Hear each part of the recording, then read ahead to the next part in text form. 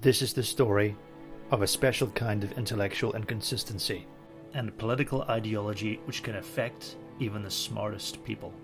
I'm talking about Sam Harris and Bill Maher, who for years have criticized religion, and I think religion needs to be criticized, but they've reserved their worst words for Islam. As intelligent as they may be relative to the population, I've long thought Sam Harris and Bill Maher weren't as smart as they think they are.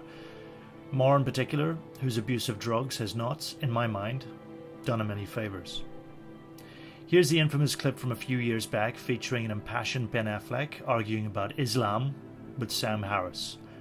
Note those words, the motherlode of bad ideas. You guys are saying, if you want to be liberals, believe in liberal principles, like freedom of speech, like, we are endowed by our forefathers with an inalienable rights, like all men are created equal. Ben, we have to be able to criticize bad ideas. And of course we do. No liberal doesn't want to criticize bad ideas. But Islam at this moment is the motherlode of bad ideas.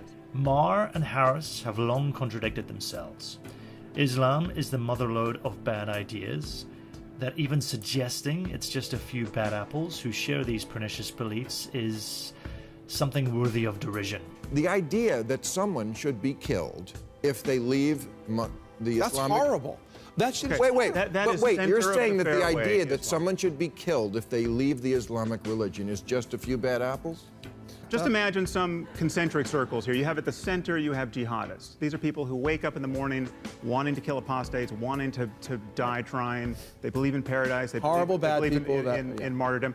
Outside of them, we have Islamists. These are people who are just as convinced of martyrdom and paradise and wanting to foist their religion on the rest of humanity, but they want to work within the system. They're not going to blow themselves up on a bus. They want to change governments. They want to use democracy against itself. Those two circles arguably are 20% of the Muslim world. Okay, this is not the fringe of the fringe. What are you basing that research on? A bunch of poll results that we can talk about. So to give you one point of contact, 78% of British Muslims think that the Danish cartoonist should have been prosecuted. 78%. So I'm being conservative when I roll this back to 20%. But outside of that circle, you have conservative Muslims who can honestly look at ISIS and say that does not represent us, that we're horrified by that, but they hold views about human rights and about women, about homosexuals that are deeply troubling. So these are not Islamists, they're not jihadists, but those views are anathema to ours. But they also keep women and homosexuals immiserated in these cultures. Sam Harris is suggesting here that there is a certain percentage of Muslims who are decent people, though a small number. But how can you be a decent person when you subscribe to the motherlode of bad ideas? Maher and Harris aren't mincing their words, but they're wanting to keep one toe in the not all Muslims camp. But something changed in their thinking. This man was elected President of the United States in November of 2016. And one of Trump's first executive orders was to put a halt on people coming in from 7 predominantly Muslim countries. You'd think Maher and Harris, after years of criticizing this ideology as being the motherlode of bad ideas, would be pleased about this temporary halt. But not so. Here's Maher in a recent tweet criticizing the executive order, and here's Sam Harris. Notice how they've both called it a Muslim ban when it's no such thing. Just before we came on, we got news that Muslim ban he instituted, a federal judge knocked that out until the higher court said different. I don't know about you, but I find this very interesting. Bill Maher has been talking about Islam for the past 15 years, ever since 9/11, I think. He's railed against it in unequivocal terms, and he has not minced his words. Even if this were a Muslim ban that Donald Trump was enacting, even if it were a Muslim ban, why would Bill Maher have a problem with it? I mean, this is pretty much insane. Bill Maher once said, because they're violent, meaning Muslims, because they threaten us and they are threatening. They bring that desert stuff to our world. There are valid criticisms of misuses of American power and colonialism, and we want to help refugees, right? These people in Syria are the unluckiest people in the world, right? And if they don't pose a security concern, we should welcome them into our society. Did you hear what he just said? He said If they don't pose a security threat, let them in. This is the reason for this temporary halt on refugees and migrants from the 7 countries listed. We are trying to figure out if they pose a security risk. Yeah, he said in his final address, he said, we've taken out tens or 10,000 terrorists, and I'm sure most of them, or if not all of them, were ones who believed in the Quran. That seems like an awful lot if you're just saying this is the fringe. Yeah. Well, it's not just the fringe. I mean, the problem is The fringe is probably just the people who are actually violent. Well, I mean, so there's again, the last time we were here, and this is where, we'll begin saying things that will piss off people, and if Batman were here, he would call us a racist. That's a sly dig at Ben Affleck, of course. But do you notice how reticent Sam Harris appears to be now, being careful not to impugn the entire or even the majority of Muslims across the world? I believe he's taking a much more reticent tone now to correspond with his distaste for Trump and the so-called Muslim ban. I mean, this is a war of ideas, a civil war of ideas that has to happen within the Muslim community, and we have to help them win it. But we don't do that by putting up a blanket ban against Muslims. And I think it's important to remember the strong words Sam Harris said about Islam in the past. This is from an article that appeared on his blog a couple of years back. It is time we recognized and obliged the Muslim world to recognize that Muslim extremism is not extreme among Muslims. Mainstream Islam itself represents an extremist rejection of intellectual honesty, gender equality, secular politics, and genuine pluralism. The truth about Islam is as politically incorrect as it is terrifying. Islam is all fringe and no center.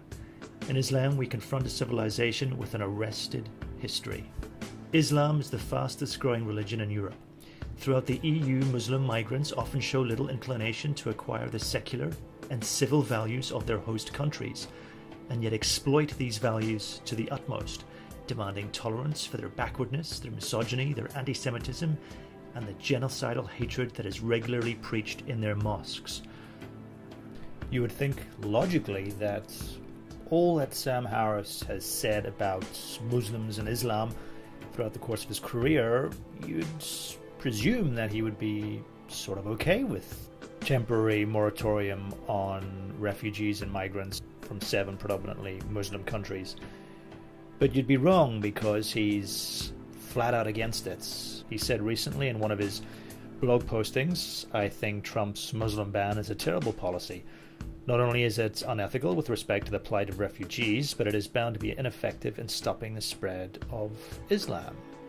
We are then to presume he would have had harsh words for Obama, when Obama wasn't just stopping refugees and migrants temporarily from coming into the country. No, Obama was killing these people in these countries with extrajudicial drone strikes for 8 years. He might have thought that was unethical and possibly even ineffective. So what did he say about Obama's drone policy? Generally, I have supported President Obama's approach to waging our war against global jihadism. I've always assumed that I would approve of his targets and methods were I privy to the same information he is. I've also said publicly on more than one occasion that I thought our actions should be mostly covert, so the president's campaign of target assassination has had my full support. Notice how he doesn't give the same sort of leeway to President Trump, trusting Trump's judgment because Trump would be privy to information that Sam Harris doesn't have. So in Sam Harris's moral universe, he had no criticisms, hardly, of President Obama's extrajudicial drone killings in countries we weren't even at war with. He sanctioned them in blog posts and gave them moral cover, gave them intellectual cover. But he strangely despises President Trump's moratorium on people from 7 predominantly Muslim countries. A temporary moratorium is far worse morally than Obama just killing these people in countries in the Middle East. But you know what? If you were president, you'd do the same thing. Once you get to be president, they take you into a little room and they tell you about all the bad guys in the world that you and I don't know about. And that is your chief job, is to protect people. I know it's bad and we do bad things, but you know, it's a bad world. I think for years, Sam Harris and Bill Maher have tread a very thin line. They've said some pretty deplorable things about Islam and the Muslim faith. You can agree with those things or not. But they've also wanted to keep one little toe in the not all Muslims camp. But now, because I think they are essentially liberals, they are Democrats, they have to despise everything that President Trump does. Despite the years of saying pretty inflammatory things about Islam, they strangely despise it when Trump stops certain people from bringing their quote-unquote desert stuff to the West. I think Bill Maher and Sam Harris are being intellectually dishonest, and I think they shouldn't be trusted.